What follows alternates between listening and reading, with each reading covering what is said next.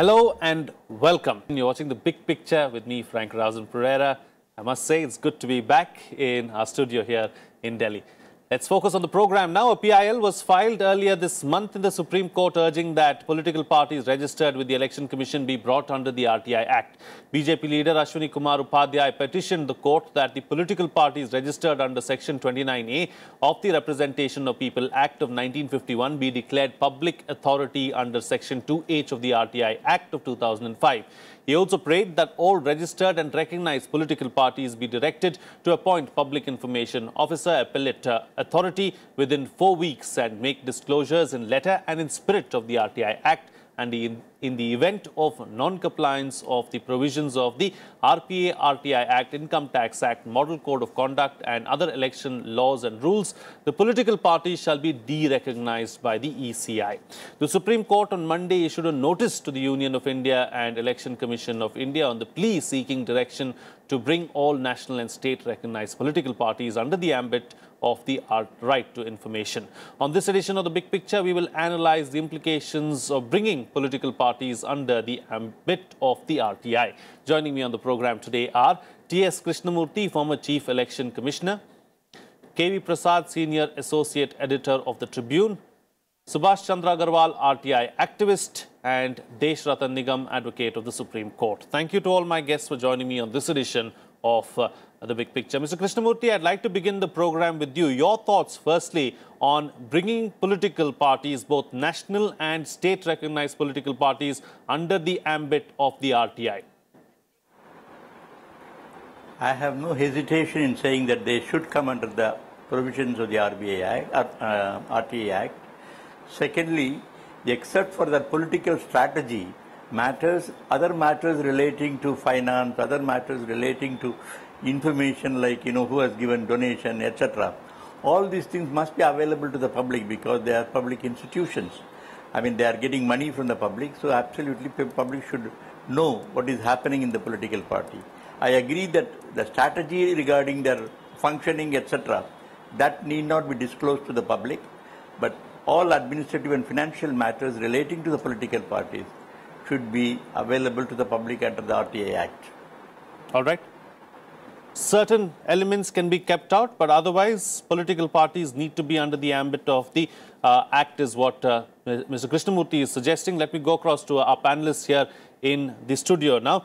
Subhash Chandra Agarwal, your thoughts really as far as this particular issue is concerned? You're a petitioner who's petitioned several times. Political parties are already under RTI Act because of CIC verdict dated 3rd June 2013. They have neither complied with the verdict, nor challenged in the court, nor amended the law. Therefore, practically and technically and legally, they are already under RTI Act. And biggest tragedy is that law-making political parties are the lawbreakers, that they are not complying with the verdict of the Central Information Commission, which was constituted by an act passed by the political parties in the parliament. And as Mr. Krishnamurtis said, that something may not be disclosed. Already RTI Act is a very balanced act. There is Section 8(1) with 10 exemptions that safeguards the political parties from disclosing all types of information. For example, I remember when the verdict was passed on TV channels, all the 6 political parties represented were represented on the TV channel, and I was on the other side alone. They will ask how we made selection of candidates. Firstly, that is not recorded. Information is only that which is existing on record. That is neither existing on record in writing or orally. Secondly, we have a Section 8(1)(a). It also covers strategic information. Selection of candidates is strategic. This is one example. Therefore, political parties are already under RTI Act, and this is not the first petition of Mr. Ashwini Upadhyay. Myself and ADR. Petition is already pending for long at Supreme Court. That Supreme Court should make political parties abide by the CIC verdict, because neither they have challenged the verdict nor they have amended the law, and parliamentary committee was formed to discuss the matter, but the law could not be changed. Evidently, the decision takers must have been advised that any change in law might be struck down by the Supreme Court. Right, right. So, Deshratan Nigam, I would like to come to you now, and as a lawyer, how do you see this this particular issue really? You know, as long as the CIC order is there, it should be implemented. But I leave CIC order for the time being aside. Now, it's a good step, a good motive on behalf of Ashwini Upadhyay of BJP.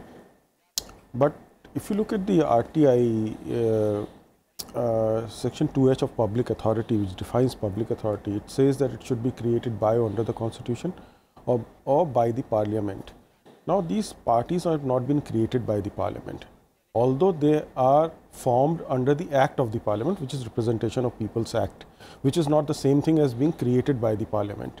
So, unless until you change the law as it exists now, it would be slightly difficult. Although the motive is good, we all want that there should be transparency in the working. But to me, I think it should be only to the extent of funding. Their inner working, which if it is revealed, may give advantage to other political parties. That should not be revealed. You know, funding is all right, because then if you look at the anti-defection law also at the same time, where the money power is used, that is where it can help you to curb that defection also at the same time. But the law as it stands today needs to be amended to bring it under the RTI Act. All right, all right. So the law needs to be amended really to bring it under the ambit of the RTI is what the lawyer on the panel is suggesting. So far on the panel, of course, there is consensus on one thing, that political parties need to be brought under the ambit of the RTI, and probably, you know, some issues of strategy and the likes can be left out of the ambit of the RTI is what the consensus is. But talking about consensus, KV Prasar, there seems to be a consensus really as far as political parties are concerned, at least on this issue, that they do not want to be under the ambit of the RTI. Well, that has been the case. We've been noticing it for such a long time. The fact is, the certain flags they've already put up, including on the internal workings, how they arrive at certain decisions. All that has already been discussed or flagged during this brief conversation we've had on this subject.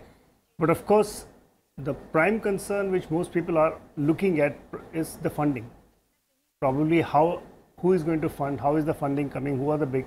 Many of the Western democracies do practice such declarations. In our country too, we know that declarations have to be filed with the Election Commission, because every candidate has to deposit at the end of the term his or her books of account, and everything is there. But there is certain element of people still feel that more could be done. In a democratic exercise, transparency, of course, is a hallmark. And is it possible to, and as the former Chief Election Commissioner, Mr. Krishnamurtis, put it, I think, very succinctly, where he said, okay, let's look at funding. You know, you can detach the rest of it. As far as the internal workings, if you remember way back, the Election Commission does crack a whip if internal elections are not held on time. There have been instances when some parties have been either were served with notice of derecognition, or had to change the party president because an internal processes were not followed and the timely declarations were not made. So it's not that don't exist, but this is in particular to RTI, as Mr. Agrawal put it, and I think nobody is disputing that RTI should be or is already extended. That's one of the issues that people are saying. Right. So, Mr. Krishnamurti, so if funding is taken care of, do you believe that a big chunk of the problem is also taken care of? No, not only funding. The spending also is very important. Funding is only one part of the financial matters. What about the money that is spent? You know, there is no ceiling limit on the expenditure incurred by political parties. At least now there is some ceiling limit for individual candidates contesting the elections. But there is no limit for political parties spending for the election purposes. Should we not have that information, what kind of spending that they do? After all, it is the public money that is contributed to the party, and we should know what amount of expenditure is incurred under each head. So, merely funding, all matters relating to finance should certainly be available to the public. I agree with Mr. Subhash Agrawal that there is already a ruling of the Central Information Commission, and that they should fall under the ambit of the Election Commission. Mr. Nigam, the advocate, was mentioning that there is a need for an amendment or not. I'm not very sure about it. I've not really applied my mind to that. But when Central Information Commissions Act is passed by the Parliament, is there any contradiction between the Representation of People's Act and the Information Act, Right to Information Act? I'm not very sure about it. If there is a need for an amendment, they should go through it. But political parties, as a rule, they are interested in only in the status quo. They are not interested in the changes. So unless and until some strong action is taken, hopefully the Supreme Court has to bring this change. Only then I think they will fall in line under the RTI. You know, since we are here, Mr. Krishnamurti, I must ask you this, your thoughts on the electoral bonds, because, you know, there was information coming out earlier today itself that political parties got 99.8% donations through electoral bonds. Now, this information was got using the RTI route. So, your thoughts on that? I have already said on many forums that it is certainly not promoting transparency in political spending, political funding rather.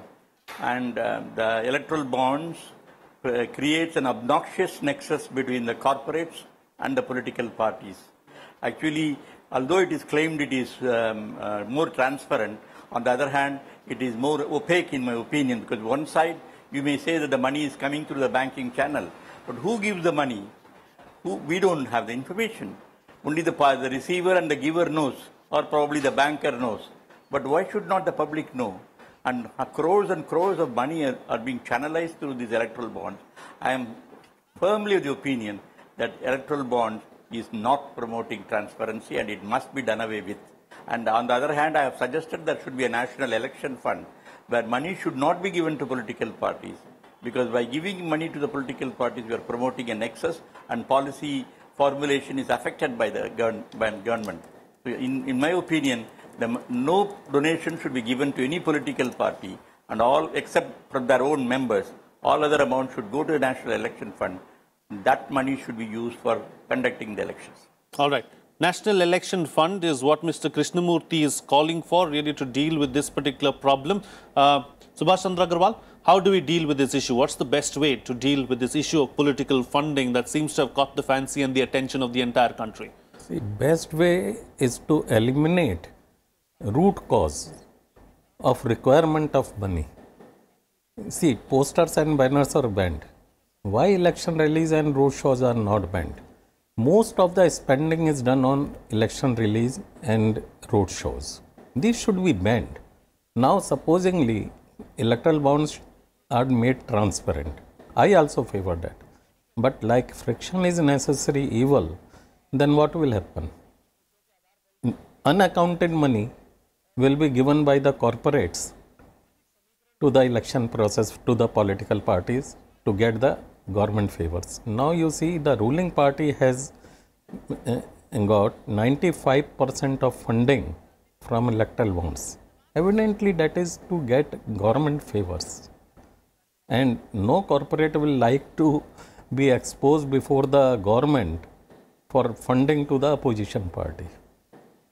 So transparency is in electoral bonds is necessary, but at the same time, a step should be taken that these may not be replaced by flow of black money in the election process. Therefore, root cause of spending, that is political rallies and road shows, should be banned altogether. Okay. These should be replaced by live TV debates, like is done in USA and other advanced countries. Okay, so do away with road shows, but have public TV discussions is what you're suggesting. Yes. But doesn't it take away the essence of an election really at the end of the day? Because door-to-door campaigning, the speakers blazing is all part of this democratic process and the election process. I'm not asking to ban door-to-door campaigns, but what about these election rallies, which consume so much of public resources? It is also alleged that the governments misuse the public resources and public transport for their election rallies.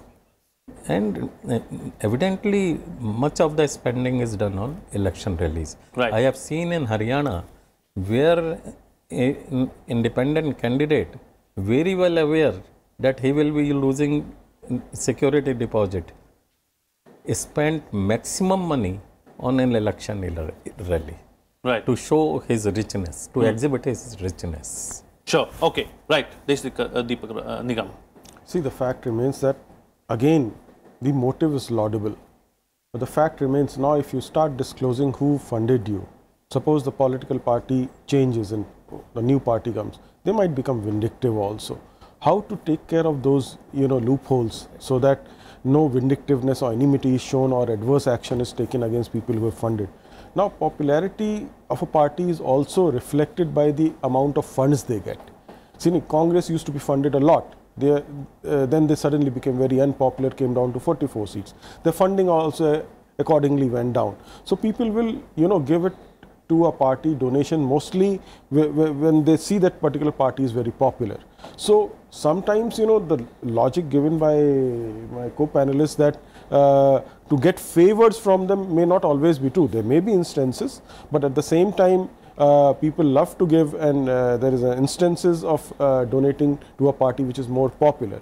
And at the same time, this is not a very simple issue, let me tell you. You can't do away with rallies. You can't do away. The most mature democracy in US also does rallies, and there are shows, they connect, and there are lobbies who organize functions and things like that. So it is an integral part. Direct connect with the people is an integral part of a democratic system. How to balance that is a very ticklish issue. At the end of the day, you make n number of laws. It will come down to implementing them. Even today, we have enough laws of income tax to strike down heavily on such people who put out black money. But how to implement them will always be an issue. If you can implement them, I think existing laws can take care of the situation. Right. KV Prasad, we need to strike a balance is what Desh Ratan Nigam is suggesting. But how do we strike this balance? I mean, is it for the political parties themselves, to realize and strike the balance? Is it for the Supreme Court to step in and come in at some point in time like it has done in several other cases? Or how does that happen? Eventually, in a democracy, it is the voice of the people which carries the weight. If there is a pressure that is created by the people around. I mean, already the fact that people are talking about transparency in funding in particular, it does create a buzz.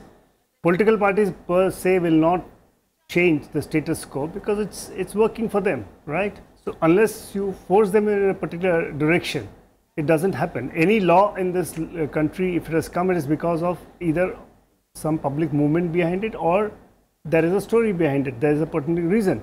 So similarly, if there is a kind of a things that people talk about. Now the second thing is we've had 2 electoral reforms reports. The first one was Goswami report, then Indrajit Gupta almost 25-30 years ago. They have been suggesting steps. In between, political parties have come out with their own mandate in collecting of funds. I think almost 15-20 years ago, the Congress party set up a committee under Dr. Manmohan Singh, the former finance minister, to alter its political funding and talking of how to receive. So these are issues, like even in America, there was a cap on corporate funding, which was reversed about a couple of years ago. That led to a lot of complaints and a lot of issues. People have talked about it. So these are issues as I think it's not easy. There will be a lot more things will be required. A nudge from institutions is always helpful because if RTI has already been declared, the Central Information Commission said yes, you are liable under the or you come under the ambit of right to information. As Mr. Agarwal pointed, it has not been challenged in a court of law. Now the Supreme Court has taken cognizance of it because it has issued a notice. So we'll have to wait for these processes going on. Meanwhile, the debate continues, and with debate, you try and see what kind of a pressure that people create on the political parties. All right, all right. So it's I want to add one thing here. The very fact Supreme Court has not insisted upon the CIC order, which means they are looking at the larger picture. Yeah, yeah. So and there's going to be a lot more debate really in the days to come to try and deal with this. They lay down the law on this. Lay down the law on this and have the final word on this. All right, Mr. Krishnamurti, I know you have to be elsewhere, but before I let you go, one quick reaction because KV Prasad was talking about, electoral reforms. What kind of electoral reforms does a country like India need in 2019? Well, I am amused about the subject of electoral reforms because so many reports have been sent, including Justice Venkatacharya's report on the constitution changes. Well, unfortunately, these are all only in paper. Law commissions have given some reports, and I have myself sent a letter on July 4, 2004 to the then Prime Minister. Any reform which is worthwhile to consider has come only from the Supreme Court. The political parties, whether in power or out of power, seem to be least interested in electoral reforms. In my opinion, at least the most important reforms that are required to be done immediately is to, one, change the present first past post system, namely a person who is getting even one more vote gets declared elected, which gives an anomaly of even person with 20% votes to get elected. So at least you must insist on minimum 33 and 1% of the votes polled to become a winner. Two, the second one, a law to regulate political parties. Most of the countries have a law to regulate political parties. We do not have a law to regulate political parties. Three, how can we prevent the criminals from contesting the elections? If these three can be addressed immediately, the country and the democracy will be served a lot better. All right, Mr. Krishnamurti, thank you so much for joining us on The Big Picture and sharing your views on this very subject. Let me take the discussion forward now with the other guests. Closing comments from all my guests, starting first with you, Subhash Chandra Agarwal. You know, there's a lot of talk about minimum educational qualification really as far as a contestant is concerned. Do you believe that the time is now right to have something like that in place? Yes, definitely. It is very unfortunate that invalid votes are also found in elections to the post of president and vice president, where only MPs and MLAs cast their votes. Need is for a surgical strike for massive and consolidated poll reforms. How funny is that a person cannot represent more than one constituency or for both Lok Sabha and Vidhan Sabha, but in our country a person contests from more than one constituency. So it is a wastage of public fund to have unnecessary by-polls for such purpose. Rather, system should be that a sitting MP or MLA must resign from the earlier post before filing the nomination for other seat.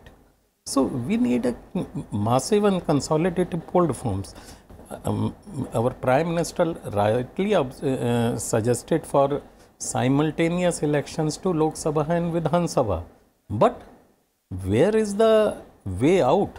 Supposingly, once simultaneous elections are there, like was the system before 1967, and an assembly is dissolved in between because of no confidence motion or something else, then the system and the chain will again break. So there should be some system, and my suggestion is elect the Chief Minister or Prime Minister through secret and compulsory vote of all the members of lower house on nomination signed by at least 34% members. Any party will be fielding a candidate who will, in their view, will be liked by the opposition also. Right. And that person may be de-seated only by a no confidence motion passed by the same process, but with compulsion of naming the alternate leader in the same motion. Yeah. And the speaker and deputy speaker can also be elected in the same manner. Right. So we need to have multi-level changes really to bring in something like this. Deshratan Nigam, what's the best way forward? See, I think apart from the reforms that we have discussed, and law about crimes, and they are all in place. I said it's about implementation and also speeding up the judicial process so that those people can be convicted or acquitted in due course of time, you know, and soon. So that can take care of the problem. I said the laws are there. But one important aspect which I want to point out is manifestos. They seem to be promising a moon to the people, and there is no check. And people do get taken by, you know, taken for a ride for that. They start believing their leaders, and ultimately when they find out either the law prevents them from, you know, implementing those schemes or whatever you have promised, or you don't even have resources, the country does not have resources. So there needs to be a scrutiny of the manifestos by an expert committee so that some kind of a control is there. And also manifestos just about 48 hours before the election should not do. It should be at least a month or two The moment you declare election, within 10 or 15 days, the manifesto should be there on the ground, so that that people are well informed and better informed. And there is enough discussion and scrutiny also, as I am suggesting. Sure, sure. Okay, Prasad, close the show for us with your concluding remarks. Well, I think it's a work in progress. I mean, in 70 years, there were a lot of checks and balances that have come into place. And obviously, when things go wrong, people wake up and say, hey, this is not happening and let's do something about it. I'm sure lawmakers also realize the pressures that they face. And I think, as I said, when institutions start nudging you in a direction to look for reforms and public debate takes place, I think both hit the ground running. All right. On that note, then we'll call it a wrap on this edition of The Big Picture. Thank you to all my guests for joining me on the program and putting things into perspective for us. That's it from me. See you again next time.